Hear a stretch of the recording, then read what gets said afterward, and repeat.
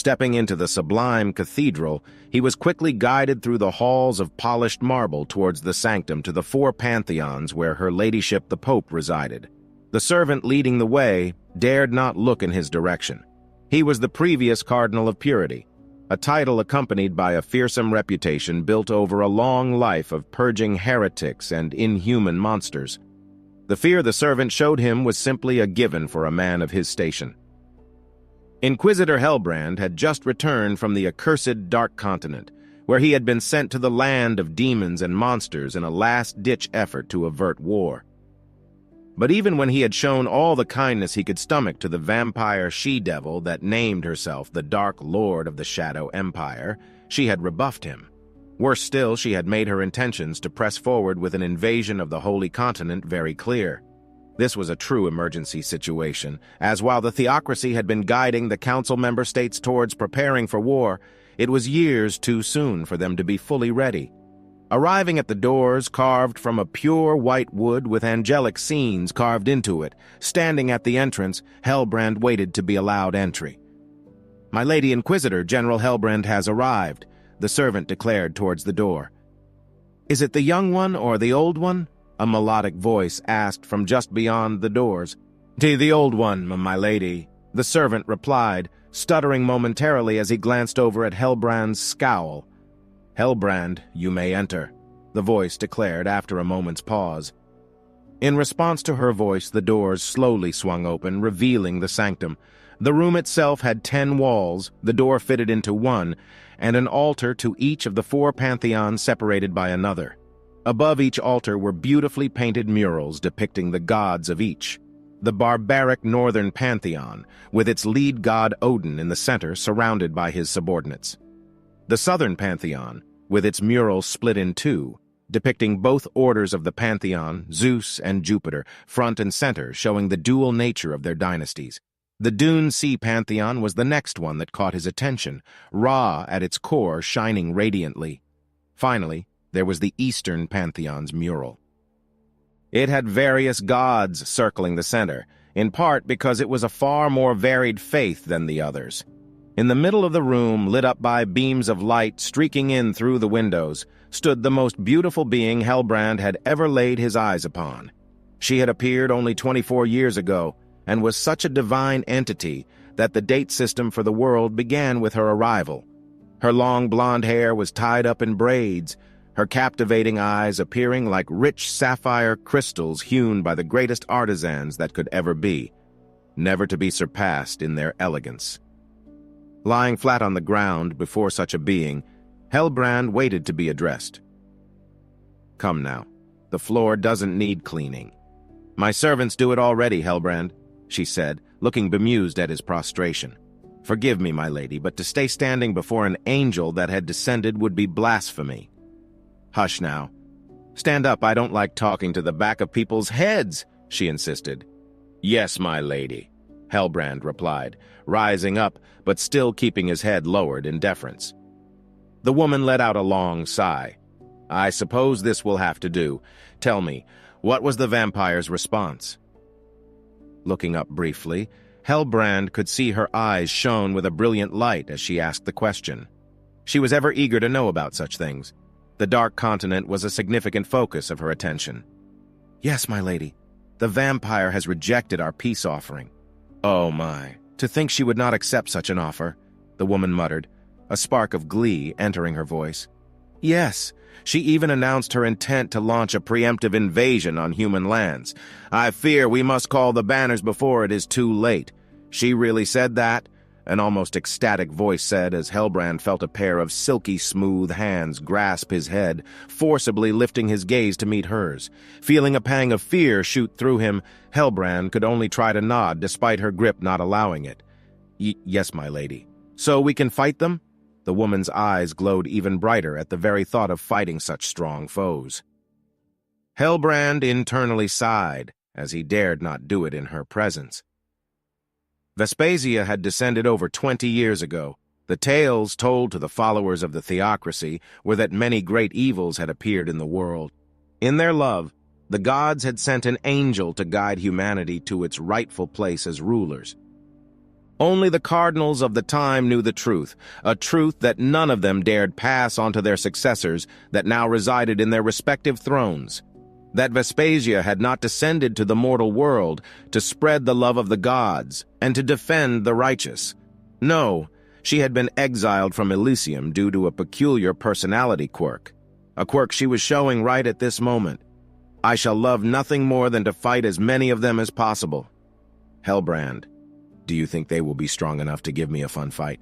I do hope so, because I have been bored playing with the paladins around here. Bunch of wishy-washy children.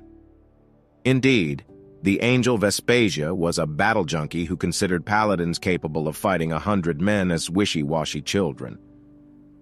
From what she had told the cardinals that greeted her, she had repeatedly challenged many gods and other warrior angels to fight for the hell of it. After one too many challenges, the gods had banished her to the mortal world, or, in her own words, to make it the mortal's problem. "My lady, please calm yourself," Helbrand begged, feeling relief wash over him as she released his head. "Sorry," Vespasia apologized, looking sheepish. "You know how I get." "Yes, my lady, but we have to prepare.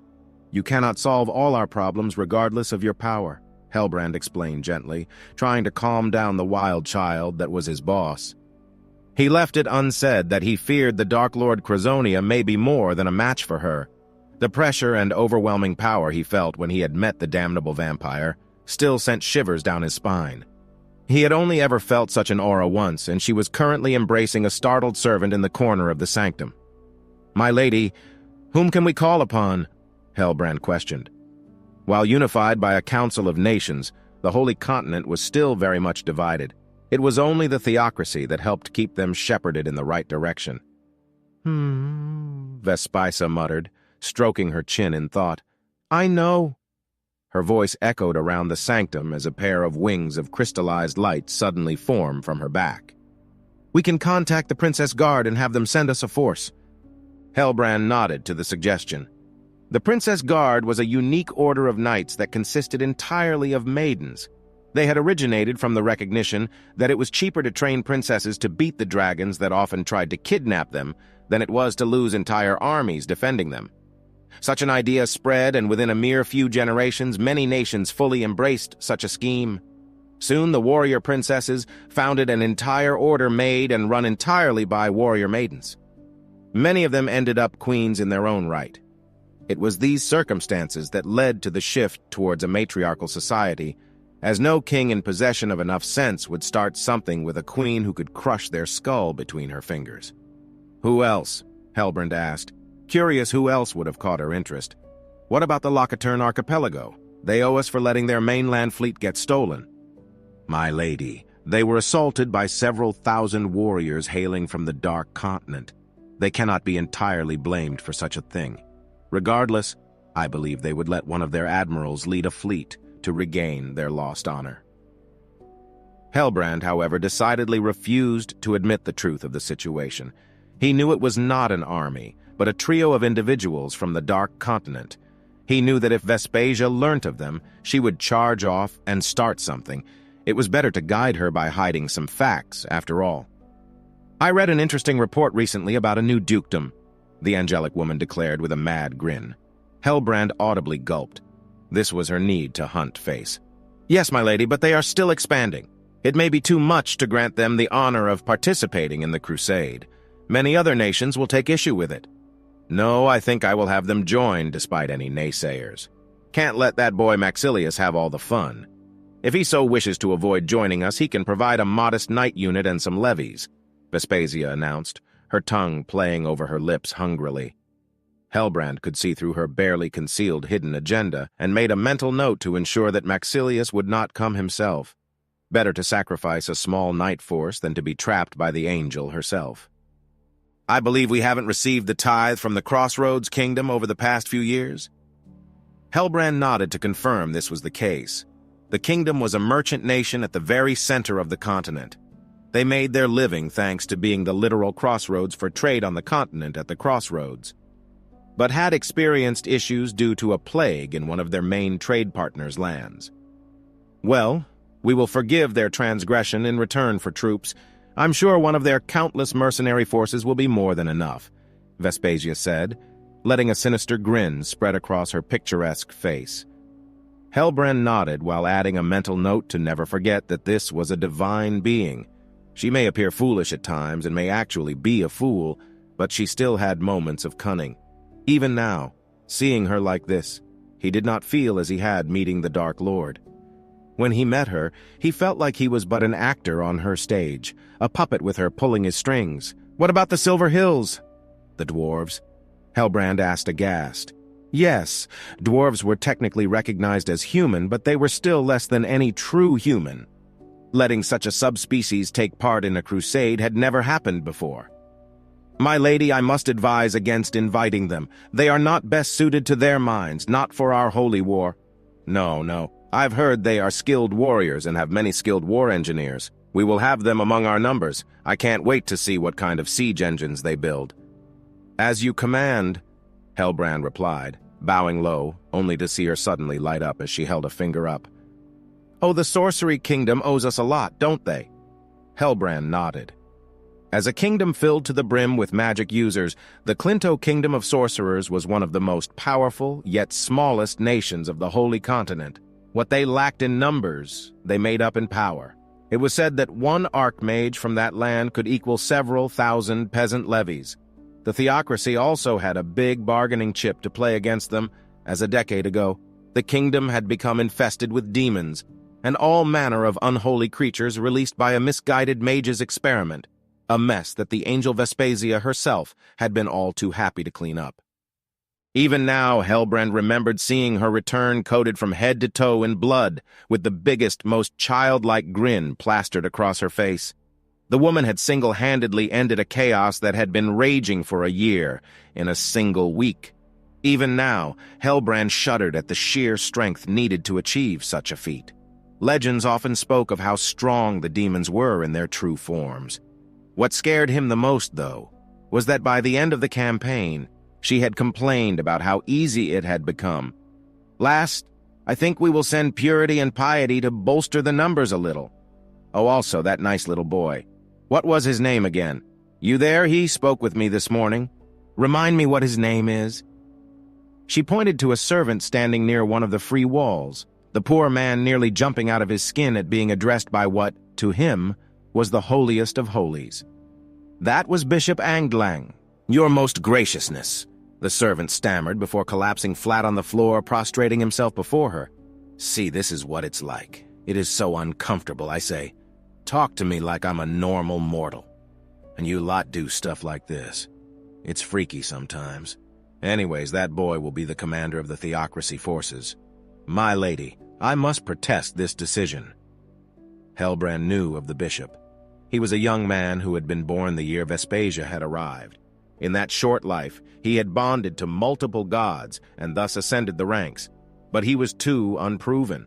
To put two people who outranked him by several levels under his direct command would be too much for many in the theocracy to accept. I see. Should I make him the 8th cardinal, then? Please, no, Helbrand hastily shouted, waving his hands in panic. We need only send a portion of the forces under the 2 cardinals. They don't need to leave themselves. And I was hoping to see how those 2 actually fight. My lady, Helbrand began before letting out a long sigh as he began feeling exasperated with his liege.